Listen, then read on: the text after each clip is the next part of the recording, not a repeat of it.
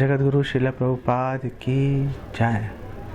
सो आज हम नारद भक्ति सूत्र 47 पे चर्चा करेंगे, जो इस प्रकार है। यो विविक्त स्थानम सेवते यो लोक बंधम उन्मूलयति निस्त्रैगुण्यो भवति यो योगक्षेमम त्यजति। और इसका अनुवाद इस प्रकार है। जब इसका अनुवाद हम पढ़ेंगे तो इसके अनुवाद में हमें जो 46वें सूत्र से जो 2 शब्द आ रहे हैं वहाँ से कस्तरती कौन तरेगा, वो इसको हमने यहाँ पे इसको कैरी फॉरवर्ड करना पड़ेगा।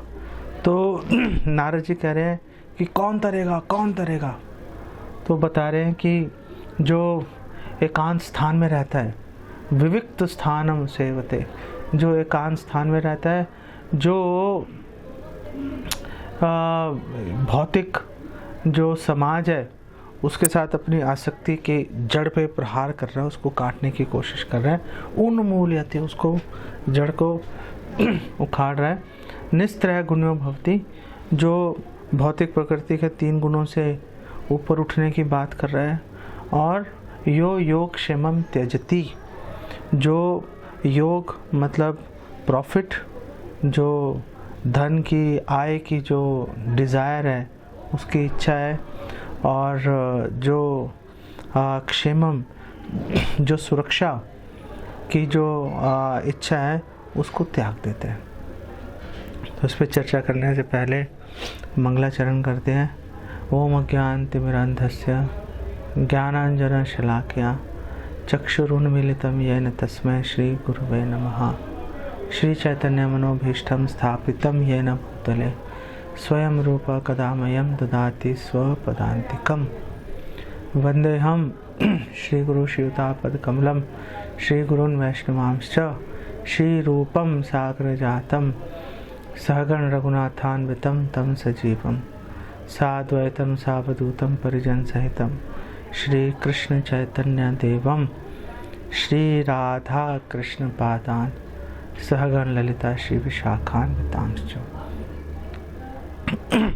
हे कृष्ण करुणा सिंधु दीन बंधो जगतपते गोपेश गोपिका कांत राधा कांत नमस्तुते।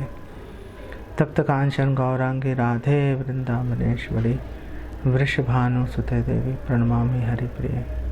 वाञ्छा कल्पतरुभ्यश्च कृपा सिन्धुभ्यैव च पतितानां पावनेभ्यो वैष्णवेभ्यो नमो नमः। श्री कृष्ण चैतन्य प्रभु नित्यानंद श्री अद्वैत गदाधर शिवासदि गौर भक्त वृंदा। हरे कृष्ण कृष्ण कृष्ण हरे हरे, हरे राम राम राम हरे हरे। नमो विष्णुपादाय कृष्ण प्रेष्ठाय भूतले श्रीमते भक्ति वेदांत स्वामिन इति नामिने। नमस्ते सारस्वते देवे गौरवाणी प्रचारिणे निर्विशेष शून्यवादी पाश्चात्य देश तारिणे। वैराग्य विद्या निज भक्ति योगा शिक्षार्थम एकः पुरुषः पुराणा। श्री कृष्ण चैतन्य शरीरधारी कृपाम्बुधिर्यस्तम अहम प्रपत्ते। हरे कृष्णा। सो बात हो रही है यहाँ पे, नारद जी कह रहे हैं कौन तरेगा, किससे तरेगा? ये जो दुखों का सागर है, जो भव सागर है, उससे कौन तरेगा? और ये भव सागर कैसे इकट्ठा हो गया था? ये भव सागर इकट्ठा हो गया था असत संग के कारण। तो जो असत संग है, इससे एक सागर बना, उसको बोलते हैं भव सागर या दुखों का सागर। उससे कौन पार उतरेगा? तो नारद जी यहाँ पे फर्दर एक्सप्लेनेशन दे रहे हैं, और नारद जी कह रहे हैं इसमें से बाहर निकलेगा जो विविक्त स्थान है सेवती, जो निर्जन स्थान पर, एकांत स्थान पर रह रहा है, सॉलिट्यूड, एकांत स्थान में रह रहा है, आसपास कोई बंदा दिखाई नहीं दे रहा। तो और साथ में वो बोल रहे हैं कि जो भौतिक समाज है उसके प्रति जो आसक्ति है, जो उसकी जड़ पर प्रहार करके उसको काट रहा है। दोनों बातें साथ में मिलकर चल रही हैं। तो भक्त के लिए अकेले रहने का क्या मतलब है? पहली बात है कि श्रील प्रभुपाद एक्सप्लेन कर रहे हैं कि ये जो सॉलिट्यूड है, जो एकांत स्थान है, ये क्या है? तो प्रभुपाद बोल रहे हैं जो एकांत स्थान है जो कि भजन के लिए योग्य है, वो जैसे वृंदावन मथुरा धाम है, मथुरा मंडल है, और जैसे आपका नवद्वीप मायापुर धाम है, जगन्नाथपुरी धाम है, ये जो स्थान है ये भक्ति के लिए विशेष रूप से महत्वपूर्ण है। और रूपा गोस्वामी जो 5 मुख्य चीज़ें जिससे कि भक्ति हमारी पुष्ट होती है, उसमें एक स्थान उन्होंने बोला था कि मथुरा में वास जो है वो बहुत महत्वपूर्ण है भक्ति में आगे बढ़ने के लिए। जब भगवान कृष्ण कालिया नाग के फनों पर नाच रहे थे और भगवान के चरण कमल एकदम कमल की पंखुड़ियों से भी कोमल है, जमीन पर पैर रखते थे तो उनके पैर एकदम जो है रेडिश कलर के हो जाते थे, और जो कंकर हैं, जो भी वस्तुएं हैं और कांटे, गोपियाँ ब्रजवासी हमेशा यही चिंता में रहते थे कि उनके पैर में दर्द हो रहा होगा, कांटा चुभ रहा होगा। यशोदा माता ने उनको बोला भी था कि आप पैरों में चप्पल डाल लो। उन्होंने बोला मेरे सारे गैयों को चप्पल डालो तो डाल लूँगा। अब यहाँ पर लेकिन एक महत्वपूर्ण बात यह है कि जो गायें हैं वो कृष्ण के आगे इसलिए चल रही थी कि अपने खुरों से जो आगे जो भूमि है जिस पे उनके बाद कृष्ण आने वाले हैं, उसको अपने खुरों से दबाकर जितने भी कंकर पत्थर हैं, कांटे हैं, उसको मुलायम कर देती थी ताकि कृष्ण को 1% भी तकलीफ़ नहीं हो। जब भगवान राम जा रहे थे वनवास के लिए तो माता सीता ने बोला मैं भी जाऊंगी आपके साथ, मैं यहाँ क्या करूँगी? तो आप क्या करोगे मेरे साथ में, आपका क्या काम है? तो सीता माता ने कहा मैं आपके आगे चलूँगी और रास्ते में आने वाले जो भी कांटे हैं वो सब मैं पहले उसको साफ़ करूँगी ताकि आपको कोई तकलीफ़ ना हो। इसलिए आपने देखा होगा कि जो माता सीता है वो भगवान राम के हमेशा आगे चलती थी सेवा के भाव से। जब भी हम कोई भी ग्रंथ पढ़ें, चाहे रामायण है, चाहे भागवतम है, चाहे चैतन्य चरितमृत है, जब सेवा के भाव से पढ़ेंगे कि इसमें ऐसी क्या खासियत है, इसमें कौन सी सेवा हो रही है, तो हम जो शास्त्र हैं उनको हम ज़्यादा अच्छे से समझ पाएंगे, अप्रिशिएट हम उसको कर पाएंगे। तो ऐसे भगवान के कोमल चरण, गोपियाँ हमेशा चिंता में रहती थी। जब वही कोमल चरण जब कालिया नाग के सिर पे भगवान ने रखे और नृत्य कर रहे थे, कालिया नाग को लग रहा था कि अंदर प्रहार कर रहा है अपने वज्र से और अधमरा हो गया था। लेकिन नाग पत्नियाँ बहुत खुश हो रही थी, ओह ये दया तो हमें भी नहीं मिली आज तक, ये दया तो लक्ष्मी ब्रह्मा शिव किसी को ऐसी बहुत ही दुर्लभ है ये दया मिलना, तो ये कालिया नाग को कैसे मिल गई? तो वहाँ पे हमारे आचार्य बता रहे हैं कि कालिया नाग को दया मिली थी क्योंकि उसने मथुरा मंडल की शरण ली थी। तो श्रील प्रभुपाद भी यही बात बोल रहे हैं कि मथुरा में वास करने से जो है वो ये इम्पॉसिबल है। प्रभुपाद लिख रहे हैं कि इम्पॉसिबल है कि कोई डिवोटी है या कोई भी व्यक्ति है कि वो मथुरा में जाकर रहना शुरू करेगा और भगवान के प्रति उसको प्रेम नहीं आ जाएगा। बड़े इम्पॉसिबल है ये बात। तो भक्तों के लिए एकांत स्थान का मतलब ये तीर्थ स्थान भी हैं, मायापुर, नवद्वीप, मथुरा, जगन्नाथपुरी। इन स्थानों में रहेंगे तो भगवान की भक्ति करना, भजन करना आसान हो जाता है। एक भक्त के लिए एकांत स्थान में रहने का मतलब है कि उसको भक्तों के साथ में घिर के रहना, ऐसे लोगों के साथ रहना जो कि अननेसेसरी चीज़ों में कृष्ण के अतिरिक्त कोई इच्छाएं अपने हृदय में नहीं रखें, केवल कृष्ण की प्रसन्नता के लिए जो काम कर रहे हैं, ऐसे भक्तों के साथ रहना उसको भी एकांतवास कहते हैं। जैसे भागवतम में 11वें स्कंद में बताया कि जो एक ब्रह्मचारी है उसको तो आचार्य सेवनम, द्विजस्य आचार्य सेवनम, जो ब्रह्मचारी है उसका कार्य ही है कि वो गुरु की सेवा करता रहे। तो गुरु की सेवा करना एक ब्रह्मचारी के लिए एकांतवासी है कि वो एकांत में रह रहा है, क्योंकि गुरु के साथ है। वो गुरु जो है उसको अननेसेसरली उसको किसी भौतिक कार्य में कभी संलग्न नहीं करेगा। गुरु का एक ही काम होता है कि वो शिष्य को भगवान के चरणों में, भगवान के सेवा में संलग्न कर दे। तो इसको एकांतवास कहते हैं। जैसे मौनम जो है उसकी परिभाषा यह है कि कृष्ण कथा करो। जो कृष्ण कथा कर रहा है वो मौन है, जो कृष्ण कथा नहीं कर रहा वो मौन नहीं कहलाता। वो व्यक्ति तो फिर ग्राम्य कथा कर रहा है, मेंढक की तरह टर कर रहा है, और सांप आएगा काल रूपी और उसको चट कर जाएगा उसको। अगर एक कनिष्ठ भक्त के लिए एकांतवास का मतलब इस्कॉन के मंदिरों में रहना और भक्तों के साथ रहना है, तो फिर मध्यम अधिकारी और उत्तम अधिकारी के लिए एकांतवास का क्या मतलब है। जो मध्यम अधिकारी और उत्तम अधिकारी है वो तो एकांतवास का मतलब उनके लिए भी भक्तों का संग है कि वो भक्तों के साथ रहेंगे और भक्तों को अपनी एसोसिएशन देंगे। वो ऐसा नहीं कि लोगों के विचार लेंगे, वो अपनी एसोसिएशन लोगों को देने के लिए, क्योंकि उनके अंदर वो अग्नि है उनके हृदय में लोगों को भगवान की सेवा में लगाने की। और चैतन्य महाप्रभु बोल रहे हैं, बिल्कुल चैतन्य चरितामृत के एकदम शुरू में कृष्णदास कविराज गोस्वामी ने चैतन्य महाप्रभु के भावों को अंकित किया है, जहाँ पे चैतन्य महाप्रभु कह रहे हैं मैं अकेला क्या कर लूँगा, इतने सारे कृष्ण प्रेम रूपी फल हैं, मैं अकेला कैसे बांट लूँगा, मुझे बहुत सारे लोगों की ज़रूरत है। तो हर भक्त जो है मध्यम अधिकारी उत्तम अधिकारी वो चैतन्य महाप्रभु के इस मिशन में अपनी जान पूरी लगा देता है। और उत्तम अधिकारी तो एक्चुअली मध्यम अधिकारी के स्तर पर आकर लोगों को प्रचार करता है, लोगों को भगवान कृष्ण संबंधी शिक्षा प्रदान करता है। तो ये एकांतवास का मतलब इन तीनों तरह के लोगों के लिए है।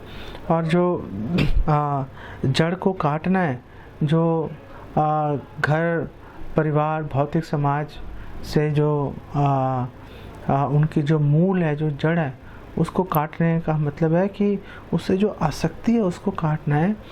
ऐसा नहीं कि आप घर में रहना बंद कर दो, आप घर में रहो लेकिन अनासक्त होके। अनासक्त होकर कैसे रहेंगे? ममत्व की भावना से, जैसे 40वें सूत्र में बोला निर्ममो भवति, कि निर्मम होकर ममत्व की भावना छोड़ दी कि मैं स्वामी नहीं हूँ। कौन है स्वामी? वस्तु है, कोई तो स्वामी होगा। तो स्वामी कृष्ण है, कृष्ण स्वामी है, हम केयर टेकर हैं, हम तो उसकी जो है परिवार की और घर की हम बेसिकली देखभाल कर रहे हैं, और बस हमारा बस इतना ही काम है। तो ये एकांतवास और भौतिक जो समाज है उसमें आसक्ति को काटने का यहाँ पर मंतव्य है। और फिर आगे नारद जी कह रहे हैं कि निस्त्रय गुण्यो भवति, कि जो भक्त है वो तीनों गुणों से ऊपर उठता है। और वो बोलते हैं कि यो योग क्षेमम त्यजति, जो प्रॉफिट और सुरक्षा की जो भावना है उसको त्याग देता है। भगवान कृष्ण बिल्कुल भगवत गीता की शुरुआत में भगवान कृष्ण यह बात कर रहे हैं। भगवत गीता 2:45 में भगवान कह रहे हैं कि त्रय गुण्या विषया वेदा निस्त्रय गुण्या भवार्जुना, कि हे अर्जुन आप वेदों को पढ़ रहे हो। ये जो वेद जो है तो प्राइमरीली मुख्य रूप से ये प्रकृति के 3 गुणों से ही इनका व्यवहार चल रहा है। निस्त्रय गुण्या भवार्जुना, आप 3 गुणों से ऊपर उठने की बात करो। 3 गुणों से कैसे ऊपर उठेंगे? हमारे आचार्य कहते हैं कि जैसे अगर कोई व्यक्ति ज़मीन पे गिर जाए तो कैसे ऊपर उठेगा? ज़मीन का सहारा लेके उठेगा। ऐसे ही अगर 3 गुणों से ऊपर उठना है तो गुणों का सहारा लेके ऊपर उठना पड़ेगा। तमोगुणी व्यक्ति को रजोगुण का सहारा लेकर ऊपर उठेगा वो, और तमोगुण को त्याग कर रजोगुण में आ गया। फिर सतोगुण का सहारा लेकर रजोगुण से सतोगुण में आ जाएगा, और फिर सतोगुण को भी त्याग कर वो उससे ऊपर उठ जाएगा। कैसे ऊपर उठेगा अभी उसके बारे में बात करेंगे। और भगवान आगे कह रहे हैं कि निर्द्वंद्वो नित्य सत्वस्थो निर्योग क्षेम आत्मवान, कि जो भक्त है वो निर्द्वंद्व, सारे जो राग द्वेष इत्यादि जो द्वंद्व है उससे मुक्त हो जाता है, उससे मुक्त होकर काम करता है वो। और निर्योगो वो किसी भी प्रॉफिट इनकम की संपत्ति की अभिलाषा उसके अंदर नहीं रहती। और क्षेम, क्षेम का मतलब है कि सुरक्षा की भावना नहीं रहती। हालांकि भगवान कृष्ण भगवद गीता में कह रहे हैं अनन्यास चिंतयन्तो माम ये जना पर्युपास्ते तेषाम नित्याभियुक्तानाम योग क्षेमम वहाम्यहम्। तो एक भक्त जो है वो कैसे अपनी ये सुरक्षा और प्रॉफिट की भावना को कैसे वो छोड़ सकता है, बड़ी आसानी से छोड़ सकता है अगर वो भगवान की सुरक्षा और भगवान द्वारा ये सोचकर इस बात में विश्वास रखें कि भगवान हमारे जो भी ज़रूरतें हैं भगवान उसको बखूबी पूरी जागरूकता के साथ भगवान निभा रहे हैं। श्रील प्रभुपाद बोलते हैं कि जैसे एक छोटा बच्चा होता है, भगवान जो माता पिता है वो छोटे बच्चे की हर ज़रूरत का खुद ही ध्यान रखते हैं। बच्चा कैसे बोलेगा मुझे ये चाहिए मुझे वो चाहिए, ज़रूरत से ज़्यादा उसका ध्यान रखा जाता है। लेकिन वही बच्चा जब बड़ा हो जाता है, इंडिपेंडेंट हो जाता है, फिर माँ बाप उसका इतना ध्यान नहीं रखते कि हाँ चल अपने आप कर लेगा। भगवान भी ऐसे ही है। भगवान भी अगर कोई पूर्णतः शरणागत हो, भगवान उसका ज़रूरत से ज़्यादा ध्यान रखते हैं। और अगर कोई बोले कि नहीं मैं स्वतंत्र हूँ मैं खुद ही कर लूँगा, और फिर भगवान उसकी परवाह नहीं करते। फिर तो अपने आप भाई अब तो अगर इंडिपेंडेंट हो ही गया तो भाई फिर अब तो इंडिपेंडेंट अपना चलता रहे। तो जो नारद जी की जो शिक्षा है यहाँ पर, जो सुझाव है, बिल्कुल भगवान कृष्ण के सुझाव से एकदम मैच कर रहे हैं। भगवान भी कह रहे हैं कि सुरक्षा की भावना छोड़ दो, प्रॉफिट की भावना छोड़ दो। कैसे छोड़ सकते हैं? वो छोड़ सकते हैं हम बिल्कुल जो मिनिमम हमारी रिक्वायरमेंट है उस रिक्वायरमेंट के हिसाब से चलें। 24 घंटे काम में पिले नहीं रहकर, जो जितना आराम से जो काम करके ताकि भक्ति हमारी सही चलती रहे, उतने काम से हमारी गाड़ी चल जाती है।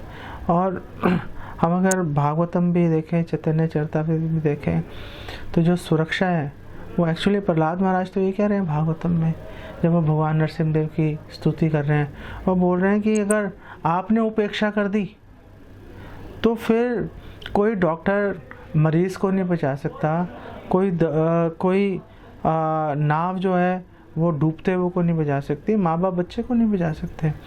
जो भी हो रहा है भगवान, हे भगवान आपके दया से ही हो रहा है।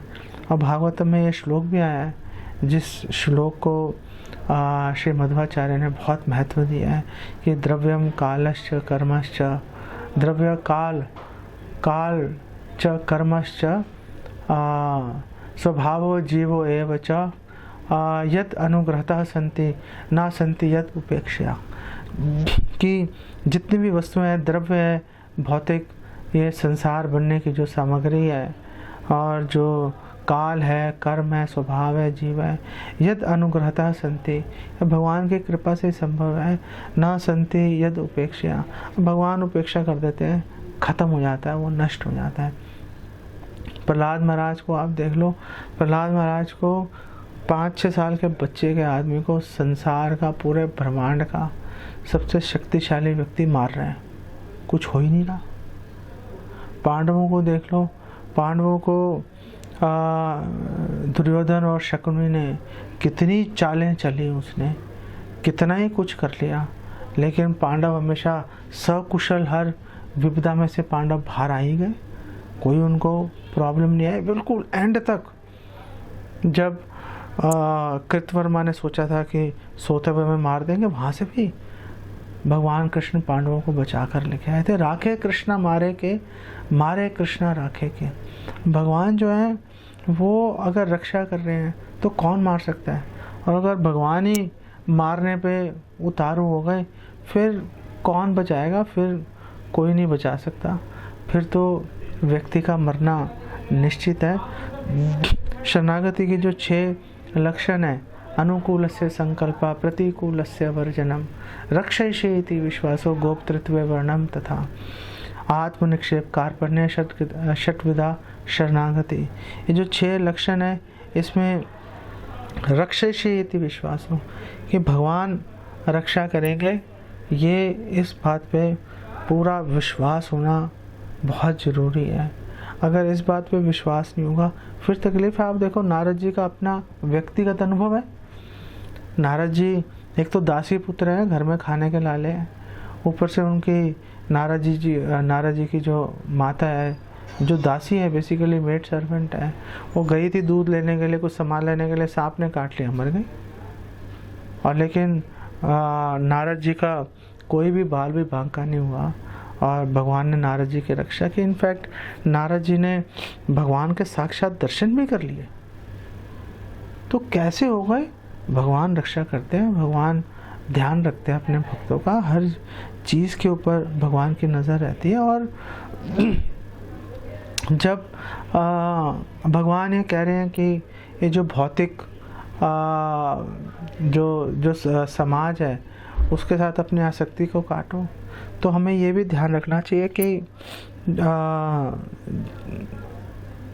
जो भक्त है उसको भौतिक फिलैंथ्रोपिक एक्टिविटीज़ में, जो समाज कल्याण के कार्यों में, उसको भाग नहीं लेना चाहिए।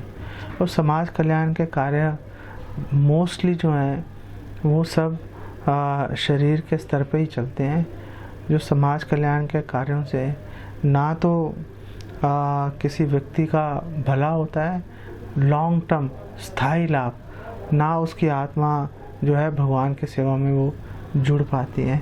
तो अगर आप बहुत ही मजबूरी हो कि नहीं हमने तो करना ही है, तो फिर सामाजिक कल्याण का कार्य इस प्रकार से करो कि कम से कम लोगों को ये पता चलना चाहिए कि ये सामाजिक हम आपकी चलो हेल्प कर रहे हैं, लेकिन हमारा गोल जो है वो आपको कृष्ण सेवा में लगाने का गोल है, ताकि लोगों को वो मौका हम प्रदान कर सकें भगवान की सेवा में लगाने का। ऐसा नहीं है कि नर सेवा नारायण सेवा के स्लोगन में जाके हम लोग फंस जाएं और लोग बोलें कि देखो इस्कॉन के भक्त कितने अच्छे हैं, वो लोग देखो समाज की कितनी सहायता कर रहे हैं। और उससे हुआ क्या कोई कृष्ण भक्त बना? कोई कृष्ण भक्ति बना, खाना खाया, निकल गए, काम खत्म हुआ। अरे जब तक आप लोगों से हरे कृष्णा कीर्तन नहीं करवाओ, जब तक आप लोगों को कुछ भगवान के बारे में शिक्षा नहीं दो, तब तक वो फालतू में वो बांटने का खाना बांटने का क्या पॉइंट है। तो अगर सामाजिक कल्याण में कार्य कुछ करना भी है तो हमेशा हमें आध्यात्मिकता को जोड़कर भगवान कृष्ण को केंद्र में रख के वो कार्य करने का प्रयास करना चाहिए। अन्यथा तो वही बात हो जाएगी कि लोग जो हैं धन लोगों का ले लिया और लोगों को लटकता हुआ छोड़ दिया, कि हमने धनी लोगों से व्यवहार तो किया, वो पैसा लेकर उनको लटकते हुए छोड़ दिया, भैया आप लटकते रहो, काम खत्म हो गया। भौतिक जो समाज है, भौतिक समाज बेसिकली शक कर लेता है आपको। आप सोचो कि हम इससे प्रभावित नहीं होंगे, ऐसा नहीं होता। ये प्रभावित व्यक्ति हो ही जाता है और उसके लिए ध्यान रखना पड़ता है। जैसे हमारे आचार्य हैं, ऐसे भक्ति सिद्धांत सरस्वती ठाकुर हैं, उनको गौर किशोरदास बाबा जी महाराज ने बोला था धनी व्यक्तियों से मत मिलना। तो गौर किशोरदास बाबा जी महाराज के तिरोधान के बाद लोगों ने उनको उलाना दिया भक्ति सिद्धांत सरस्वती ठाकुर को कि आपको तो आपके गुरु ने कहा था कि मत मिलना, आप जाके मिल रहे हो। उन्होंने बोला कि भाई मैं उनसे एसोसिएशन ले थोड़ा रहा हूँ, मैं तो उनको एसोसिएशन दे रहा हूँ, मैं उनके विचार थोड़ा दे रहा हूँ, मैं तो उनको विचार दे रहा हूँ, उनको कृष्ण भक्ति के बारे में उनको बता रहा हूँ, लोगों को उनको प्योरिफिकेशन हो रही है। तो जब तक श्रील प्रभुपाद ने बोला है कि अगर आप लोगों को कृष्ण भक्ति का लोगों को संदेश नहीं दे सकते तो फिर बेकार में लोगों से मिलने का कोई पॉइंट नहीं है। तो अगर हम निस्त्रय गुण्य की बात करें कि तीनों गुणों से ऊपर उठना चाहिए, तो पहले हम बात करते हैं कि वो तीनों गुणों से ऊपर आखिर क्यों उठना चाहिए, उसका रीज़न क्या है तीनों गुणों से ऊपर उठने का। तो यहाँ पर श्रील प्रभुपाद एक्सप्लेन कर रहे हैं कि तीनों गुणों से हमें उठने का सबसे पहला मकसद तो ये है कि ये जो 3 गुणी वो कारण है कि हम लोग 84 लाख योनियों में चक्कर खा रहे हैं। अगर ये 3 गुणों में नहीं होते तो हम 84 लाख योनियों में क्यों धक्के खा रहे होते। भगवान कृष्ण भगवद गीता में कह रहे हैं कारणम गुण संगस्य सद असद योनि जन्मसु, कि जो जीव है वो तीनों गुणों के संग में आने के कारण ही ऊपर नीचे हिल रहा है। और प्रभुपाद एक्सप्लेन कर रहे हैं कि जो सतोगुण का संग करता है वो जहाँ पे स्थित है उससे ऊपर की ओर जाता है, रजोगुण का जो रजोगुण में स्थित है जहाँ पर है वहीं बना रहेगा, और तमोगुणी व्यक्ति नीचे के योनियों में, निम्न योनियों में उसका प्रवेश हो जाता है। तो जो वस्तु ब्रह्मांड भर में थे, हमें पूरे ब्रह्मांड का चक्कर ही कटवाई जा रही है जो वस्तु, आखिर ऐसी वस्तु का हम संग क्यों करें। हमें उसका संग छोड़ देना चाहिए। उसका संग करने से हमें केवल हानि हो रही है, हमें कोई उसका लाभ बेसिकली प्राप्त नहीं हो रहा। और दूसरा कारण ये है कि हम जब वेद इत्यादि भी पढ़ते हैं और अगर हम तीनों गुणों के अंतर्गत रहकर त्रैगुण्या विषया वेदा, अगर हम तीनों गुणों के अंतर्गत रहकर अगर वेद भी पढ़ लेंगे तो भी हम कभी भगवान को समझ नहीं पाएंगे। क्योंकि भगवान कृष्ण क्योंकि ब्रह्मा जी ब्रह्म संहिता में कह रहे हैं वेदेषु दुर्लभम, वेद पढ़ लो नहीं मिलेंगे भाई, वेद पढ़ लो भगवान को समझ नहीं पाओगे। वेदेषु दुर्लभम, तो कैसे समझेंगे। अदुर्लभम आत्मभक्तो, भक्ति से भगवान को समझ लेंगे। और भगवान भगवद गीता में भी कह रहे हैं भक्त्या माम अभिजानाति यावान यश्चास्मि तत्वता ततो माम तत्वतो ज्ञात्वा विशदे तद अनंतरम, कि मुझे आप केवल भक्ति के माध्यम से जान सकते हो। भागवतम भी यही कह रही है भक्त्या हम एकया ग्राह्य, कि मुझे केवल और केवल भक्ति के माध्यम से ही मुझे जाना जा सकता है और कोई तरीका नहीं है। तो जब हम अगर भगवान को जानना चाहते हैं, भगवान तीनों गुणों से ऊपर हैं, भगवान ट्रांसेंडेंटल है, दिव्य हैं, तो अगर हम भगवान को जानना चाहते हैं तो हमें तीनों गुणों से ऊपर उठना पड़ेगा। और तीनों गुणों से ऊपर स्थित रहकर फिर जब हम भगवान को जानने की कोशिश करेंगे तो बात बन जाएगी। तीनों गुणों से ऊपर स्थित होने का मतलब है डिवोशनल एक्सरसाइज करना, डिवोशनल सर्विस में जुड़ना। अब चलो समझ में आ गया कि क्यों हमें तीनों गुणों से बाहर निकलना चाहिए, लेकिन अब बाहर निकले तो निकले कैसे। तो श्रील प्रभुपाद ने अपने ग्रंथों में अलग अलग स्थानों पे अलग अलग सुझाव दिए हैं, मैं आपके साथ शेयर करना चाहता हूँ। और श्रील प्रभुपाद एक सुझाव दे रहे हैं कि जो भौतिक लोग हैं उनके साथ कभी भी प्रतिस्पर्धा मत करो। उसके शरीर में इतनी ताकत है, उसके पास इतना धन है, उसके पास इतना बड़ा मकान है, इतनी बड़ी गाड़ियाँ, अरे होने दो यार उसके पास में। वो अपने पिछले पुण्य कर्म भुलाए जा रहे हैं, और जितनी तेज़ी से आप सुविधाओं का इस्तेमाल करोगे उतनी तेज़ी से आपके पुण्य क्षीण हो जाएंगे। तो अगर कोई व्यक्ति बहुत अमीर है, बहुत सुख सुविधाओं का भोग कर रहा है, उसको देख के दुखी होना चाहिए कि बेचारा अपना संचित जो स्टॉक है पुण्यों का कितनी तेज़ी के साथ ख़त्म करता जा रहा है वो। तो ऐसा व्यक्ति जो कि अंधाधुंध खर्च रहा है पैसे को और कोई स्थायी लाभ उसको प्राप्त होने वाला नहीं है, जिससे ऐसे व्यक्ति से प्रतिस्पर्धा आखिर करें तो करे क्यों। ऐसे व्यक्ति पे तो बेसिकली दया करनी चाहिए। कभी ऐसे व्यक्ति से प्रतिस्पर्धा मत करो, हमेशा अपने काम से काम रखो। जितना भी करके आपको ओवर एंड ओवर मत करो। जितना आसानी से जितना काम करके आपको आपका शरीर और आत्मा साथ रह सके, बस उतना ही काम करते रहो। उससे फालतू करने की ज़रूरत नहीं है। और ये सोचना चाहिए कि भगवान हमारे लिए, भगवान की यही योजना है, बस इसी में संतुष्ट रहेंगे तो बेसिकली सही रहता है। दूसरा सुझाव जो श्रील प्रभुपाद दे रहे हैं कि जो वैदिक सकाम कर्म है इनमें एक जो भक्त है उसको संलग्न नहीं होना चाहिए, क्योंकि ये जो जितने भी वैदिक सकाम कर्म है ये सब तीनों गुणों के अंतर्गत होते हैं। तो इसलिए अगर एक भक्त इन वैदिक कर्म कांड में इसके अंदर जुड़ेगा तो वो चाहे सोने की जंजीर से ही क्यों ना बन जाए, उसको एक कर्म बंधन से उसको बेसिकली बंधना पड़ेगा, और वो बंधने से उसको आगे जाके उसको प्रॉब्लम्स आएंगी, कभी भी इसमें से बाहर नहीं निकल पाएगा वो।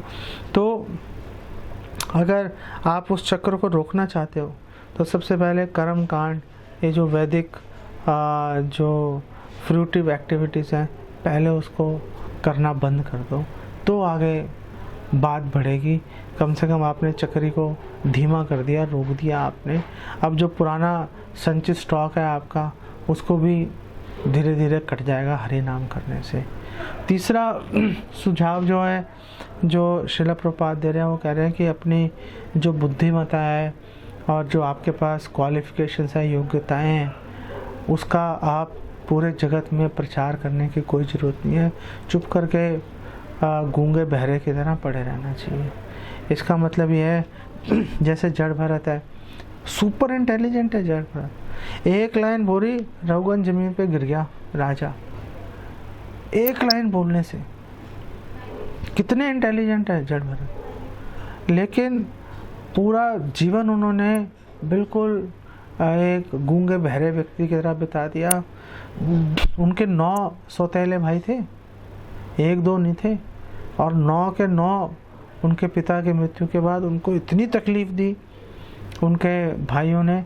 जड़ भरत ने कोई लेना नहीं देना नहीं, मारने के लिए डाकू उठा के ले गए, कोई प्रतिरोध नहीं कर रहे।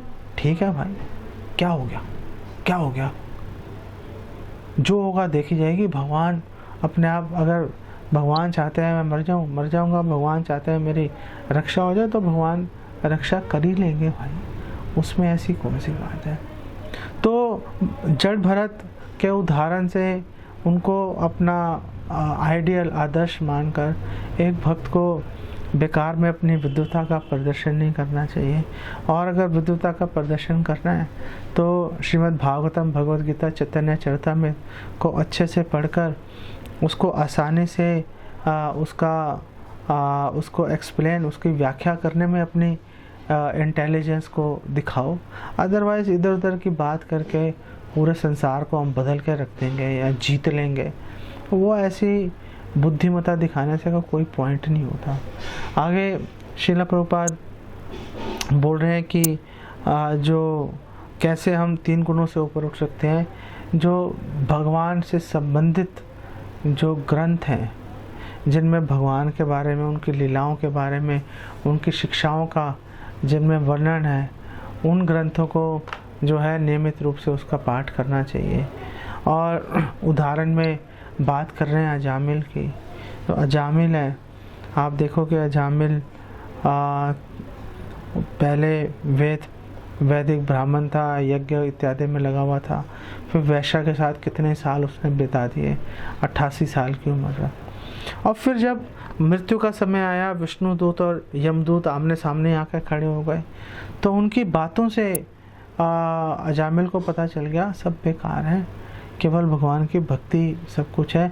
भगवान का नाम लेने से ही संकेत मात्र यमदूतों से उसका पीछा छूट गया। तो ऐसी ताकत, इतनी शक्ति और कहाँ पर है, किस रिचुअल में, किस साहित्य के अंदर ये ताकत है? तो केवल भगवान से संबंधित जो ग्रंथ हैं वही पढ़ने चाहिए। भौतिक साहित्य या इम्पर्सनल ब्रह्म ज्योति में लीन होने के लिए जो प्रेरित करे, ऐसा साहित्य नहीं पढ़ना चाहिए। भक्तिविनोद ठाकुर तो यहाँ तक कह रहे हैं कि ये भौतिक ज्ञान है। अगर कोई ऐसे शास्त्र पढ़ रहा है जिससे कि ब्रह्म ज्योति में लीन होने में मदद मिलेगी, बोल रहे हैं भौतिक ज्ञान है, हटाओ, तुम्हारे भजन है बाधा। भगवान के भजन में बाधा है बेसिकली। ऐसी चीज़ों को छोड़कर हमेशा वही ग्रंथ पढ़ो जिससे कि भगवान की सेवा के प्रति हमारी रुचि बढ़ जाए। 5वां जो सुझाव दे रहे हैं, अपने ग्रंथों में बोल रहे हैं कि भगवान कृष्ण की जो शिक्षाएं हैं उनके निर्देशों को का पालन करो। और उन्होंने बोला जैसे अर्जुन है, अर्जुन युद्ध के समय भगवत गीता का ज्ञान सुनने से पहले अर्जुन एक्चुअली में 3 गुणों से उससे जूझ रहा था, 3 गुणों के अंतर्गत था वो, और 3 गुणों के अंतर्गत रहकर ही वो अपने घर वालों के बारे में, अपने दादाओं के बारे में, अपने पिता के समकक्ष, पिता समान लोगों के बारे में, अपने बंधु बांधवों मित्रों के बारे में और जनरल सभी लोगों के बारे में अर्जुन चिंतित था। वर्ण संकर बच्चे पैदा हो जाएंगे, जो पारिवारिक जो जितने भी रिचुअल्स हैं वो सारे रिचुअल्स ख़त्म हो जाएंगे क्योंकि करने वाले नहीं रहेंगे, तो कौन करेगा रिचुअल्स। और भगवान कृष्ण का रिएक्शन देखो, भगवान कृष्ण ने कहा यार तुम ऐसी बात कर रहे हो, ये जो तुम माता की तरफ से भी और पिता की तरफ से भी दोनों कुलों से इतने श्रेष्ठ कुल से हो तुम, और तुम मतलब बॉडीली प्लेटफॉर्म पे देहात्मिक बुद्धि के स्तर पर तुम ऐसी बातें कर रहे हो, इससे क्या होगा। न जायते मृत्यते व कदाचिन, आत्मा तो ना पैदा होती है ना मरती है। भाई क्या कर रहे हो, क्या कह रहे हो, कर्तव्य की भावना से प्रेरित होकर काम क्यों नहीं कर रहे मेरी प्रसन्नता के लिए। माम अनुस्मरण युद्धिचा। तो जब अर्जुन ने ये बात समझी तो अर्जुन ने युद्ध भी किया और युद्ध के माध्यम से अर्जुन ने भगवान को संतुष्ट भी कर दिया। छठी बात भक्तिविनोद ठाकुर बात कर रहे हैं। भक्तिविनोद ठाकुर बोल रहे हैं जैव धर्म के अंदर कि एक जो श्रवण कीर्तन के माध्यम से तो चलो 3 गुणों से ऊपर उठा जाता है व्यक्ति, लेकिन उन्होंने बोला कि जो कनिष्ठ भक्त है वो जो श्रवण कीर्तन करता है, कनिष्ठ भक्त का श्रवण कीर्तन भी 3 गुणों के अंतर्गत ही होता है।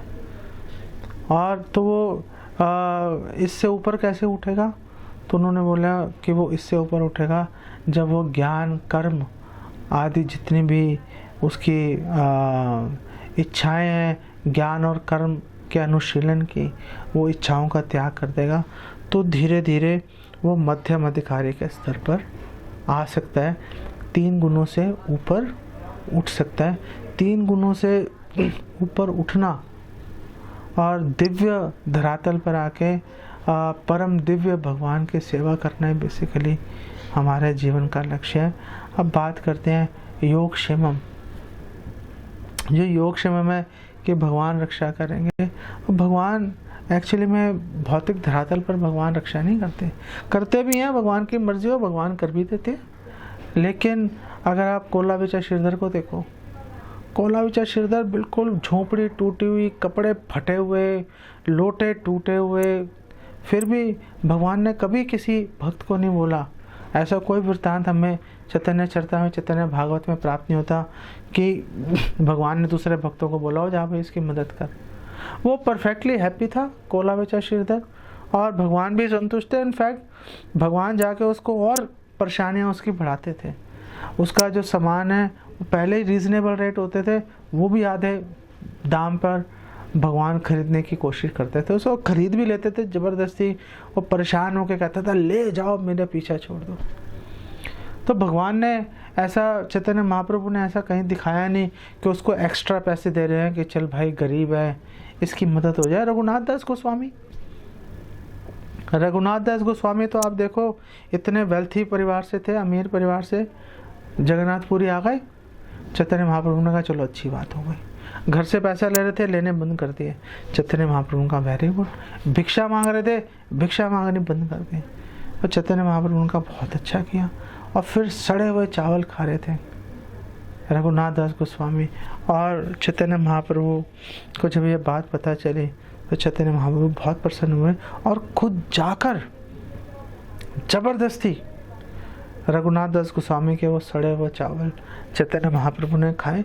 चैतन्य महाप्रभु ने कोई प्रयास नहीं किया रघुनाथ दास गोस्वामी की कोई फाइनेंशियल हेल्प करने का। ये बेकार की बात है। बेसिकली मदद करनी है, आत्मा के स्तर पे बात होती है, आत्मा के स्तर पे मदद करने की बात होती है। हम लोग शारीरिक स्तर पे मदद करने की बात करते हैं, वो एक्चुअली में इसी बात को दर्शाता है कि हम लोग अभी भक्ति में परिपक्व नहीं है। कोई बात नहीं, परिपक्व नहीं है, लेकिन धीरे धीरे हमें प्रयास करना चाहिए भक्ति में परिपक्वता लाने के लिए। नहीं तो अदरवाइज अगर हम भगवान की रक्षा पे अगर विश्वास नहीं करेंगे, ये नहीं सोचेंगे कि भगवान की योजना है सारी, तो आखिर कैसे फिर तो हम भौतिक कार्यों में ही हम लोग संलग्न रहेंगे 24 घंटे, घर परिवार के बारे में और सुरक्षा चक्र नए नए खड़े करने में हमारा पूरी एनर्जी, पूरा कॉन्शियसनेस हमारी उसी में घुस जाएगी। तो फिर भक्ति में आगे बढ़ेंगे कैसे? हमारा काम ये है कि हम जीवन को सादगी से बिताएं और भगवान की भक्ति के लिए हमें अधिक से अधिक समय मिल जाए, उसके ऊपर हम ध्यान लगाएं। हम एक उदाहरण और डिस्कस करके फिर हम इसको विराम देते हैं कि एक बड़ा विचित्र घटना है कि जब सुदामा जी पहुंच गए थे भगवान कृष्ण के पास मदद मांगने के लिए, तो सुदामा जी भगवान कृष्ण के पास पहुंच गए फाइनेंशियल सहायता के लिए। ये तो बहुत ही अद्भुत घटना है। भगवान कृष्ण खुद ही बड़े हैरान हो गए थे, इसको क्या जरूरत पड़ गई पैसे की, भाई क्या हो रहा है। तो वहाँ पर विश्वनाथ चक्रवर्ती ठाकुर बात कर रहे हैं, बोल रहे हैं कि आखिर भगवान ने अभी तक उसकी क्यों मदद नहीं की थी। तो उन्होंने बोला, देखो दो तरह के भक्त होते हैं। एक भक्त होते हैं जो कि भौतिक संपत्ति के प्रति निर्विकार होते हैं, है नहीं है नहीं है। और एक भक्त ऐसा होता है जो भौतिक संपत्ति से घृणा करता है। तो जो घृणा करता है भगवान उसको नहीं देते। भगवान कहते हैं अरे घृणा कर रहा है, दूंगा और परेशान होगा, मुझे गाली देगा, रहने दो, मतलब प्रेमवश। तो भगवान ऐसे भक्तों को नहीं देते। जैसे कोलाविचा श्रीधर है, रघुनाथ दास गोस्वामी, भगवान कभी ट्राई नहीं करेंगे देने के लिए। सुदामा विप्र भी उसी कैटेगरी में थे, लेकिन अपने पत्नी की भावनाओं का आदर करने के लिए वो उस स्तर से शिफ्ट हो गए, निर्विकार की संपत्ति है या नहीं है, चलो फ़र्क नहीं पड़ रहा, मैं ना घृणा कर रहा हूँ ना प्रेम कर रहा हूँ। तो जब वो इस स्तर पे आए अपनी पत्नी के लिए, अपने लिए नहीं, उस समय भगवान कृष्ण ने उनको संपत्ति देके हिसाब बराबर कर दिया। अदरवाइज आप बोलो कि अगर ये हम रूल नहीं लगाते, आप एक्सप्लेन ही नहीं कर सकते भगवान कैसे अपने भक्तों के साथ व्यवहार कर रहे हैं। किसी को राज्य दिए जा रहे हैं, कोई भूखा ही मरे जा रहा है, आखिर ऐसे क्यों हो रहा है।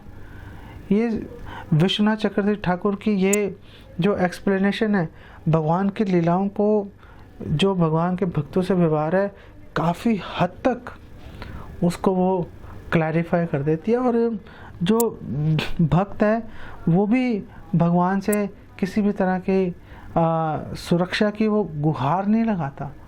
वो तो एक स्तर ऐसा भी आ जाता है कि भक्त बोलता है जैसे आप रखोगे वैसे रह लूँगा। चैतन्य महाप्रभु ने यही तो अपने भावनाएं व्यक्त की कि मम जन्मनि जन्मनि श्रेय, मैं आप मुझे कैसे भी रखो मैं वैसे ही रह लूँगा। ना धनम ना जन्म ना सुंदरीम कविताम वा जगदीश काम है, मम जन्मनि जन्मनि श्रेय भवताद भक्तिर अहेतु केतवई। आप मुझे कोई धन कोई जन्म कुछ नहीं चाहिए, आप कोई मुझे मोक्ष नहीं चाहिए, आप जैसे भी मुझे रखेंगे मैं वैसे ही रहने को तैयार हूँ। बस मेरी आपसे एक ही प्रार्थना है कि आपकी अहेतु की भक्ति वो कभी मेरे से नहीं छिट जाए। ये जो भावना, ये जो महाप्रभु का ये जो श्लोक है, जो ये महाप्रभु का उद्गार है, ये एक्चुअली में नारद जी के इस वचन को पूरा कर रहा है। देखो उसको किसी एक पर्टिकुलर स्थान में रहने की कोई आशा नहीं है भक्त को, उसको ना कोई सुंदर स्त्री और फॉलोअर्स की ज़रूरत है। भौतिक संघ को उन्होंने काट दिया और ना वो कोई सुरक्षा चक्र की बात कर रहे हैं, वो धन होगा सुरक्षा चक्र बना लूँगा, कोई बुद्धि होगी उससे अपना बचाव कर लूँगा। ऐसी किसी भी भावना को काट के, वो तो अहेतु की भक्ति की बात कर रहे हैं, निस्त्रय गुण्य अहेतु की भक्ति की बात कर रहे हैं। तो ये जो शिक्षाष्टकम का ये श्लोक है, ये नारद जी के इन वचनों को, इन सुझावों को पूरी तरह से रिफ्लेक्ट कर रहा है, पूरी तरह से एक्सप्लेन कर रहा है। तो एक भक्त का कर्तव्य है कि वो ये सुरक्षा की भावना को त्यागे। कैसे त्यागेगा, हम आगे 48वें सूत्र में इसके ऊपर और थोड़ी डिटेल हम चर्चा करेंगे और फिर उसको आगे वहाँ पे हम लोग डिस्कशन करेंगे।